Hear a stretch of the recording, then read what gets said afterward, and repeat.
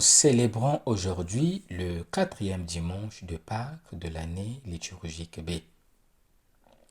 La liturgie nous propose un extrait du chapitre 10 de l'Évangile selon Jean, dans lequel le Christ se présente par le nom même de Dieu, Je suis, ego eimi, et précise, Je suis le bon pasteur.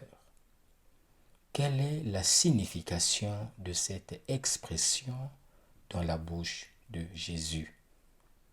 S'agit-il du cœur de son identité? S'agit-il de son rôle? S'agit-il de sa mission? Pourquoi l'image de pasteur? Pour comprendre cette image, une mise en contexte s'impose. Le chapitre 10 est la suite immédiate du chapitre 9. Jésus vient de guérir un aveugle-né.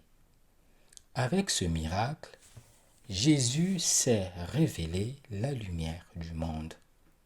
Cependant, la guérison inexplicable de l'aveugle-né perturbe la classe dirigeante et fragilise les bases de son autorité.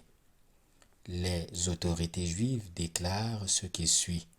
Cet homme ne vient pas de Dieu. Jean chapitre 9, verset 16. Les Juifs contestent l'autorité divine de Jésus. Pour faire bref, en guérissant l'aveugle-né, Jésus a mis en évidence l'aveuglement des chefs juifs. Face à la réaction négative de ses auditeurs, Jésus s'identifie au bon pasteur. Une précision s'impose. Nous traduisons bon berger.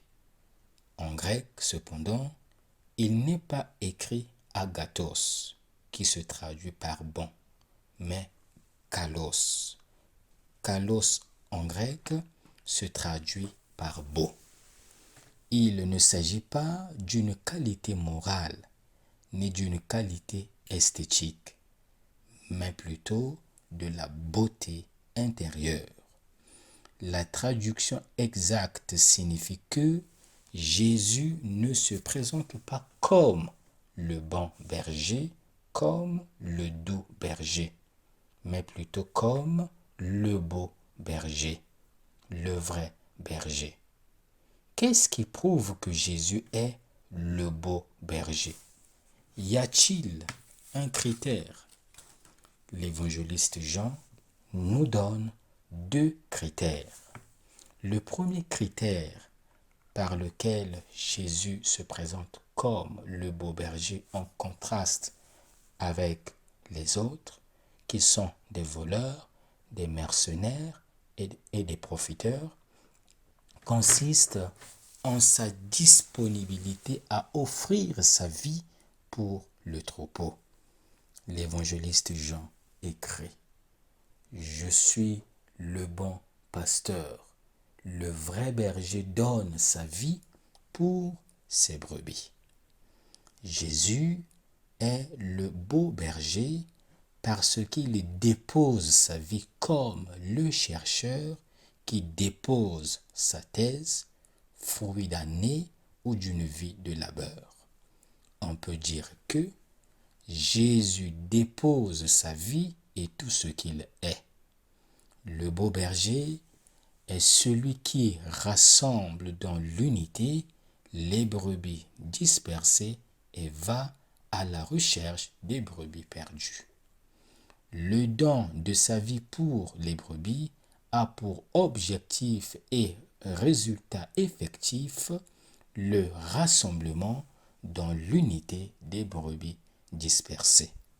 Dans ce contexte, la formule johannique « Je suis le beau berger » acquiert toute sa profondeur christologique et sotériologique. Jésus réalise la promesse biblique du berger messianique qui libère, sauve, guide, protège et rassemble dans l'unité le peuple dispersé. Le deuxième critère par lequel Jésus se présente comme le beau berger est exprimé par le verbe connaître. L'évangéliste Jean écrit : Je connais mes brebis et mes brebis me connaissent. Le verbe connaître dans le langage biblique indique une relation intime. Cette connaissance qui provient de l'expérience de l'amour que Jésus communique aux siens élimine toute distance et permet à ceux qui adhèrent à lui de participer à sa condition divine et d'avoir avec lui une relation semblable à celle qu'il a avec le Père.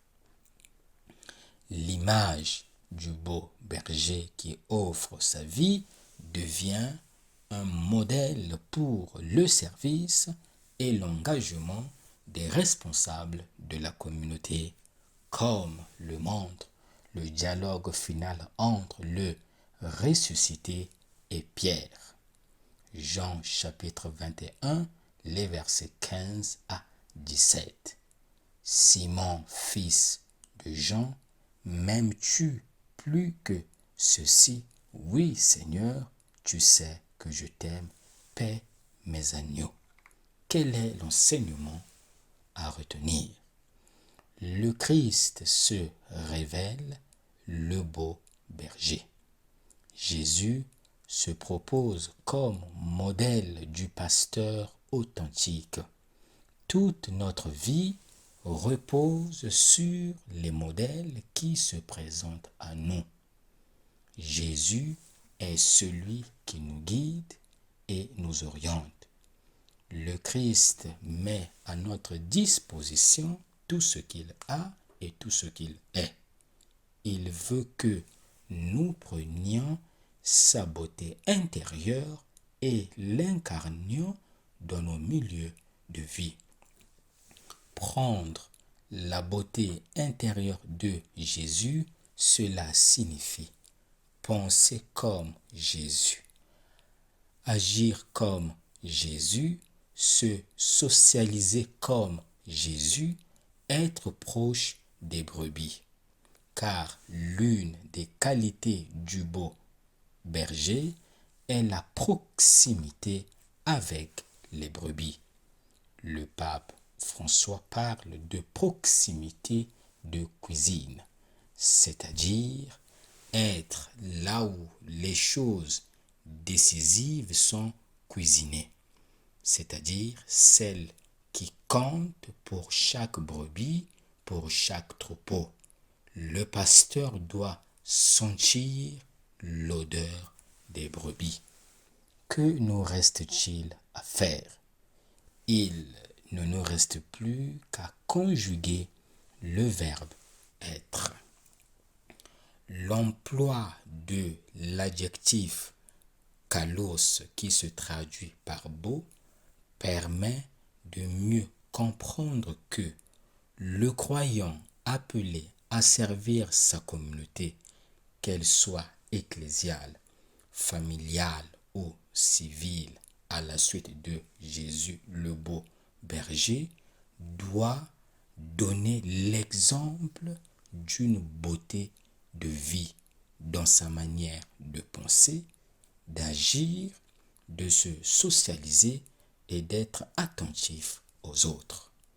Le chrétien doit être attiré par sa beauté intérieure qui doit transparaître dans son comportement extérieur. L'évangélisation ne se fait plus par prosélytisme, mais par attraction. Si l'on est attiré, cela veut dire que nous sommes transfigurés par la beauté intérieure de Jésus. Bon dimanche à tous et que Dieu vous bénisse.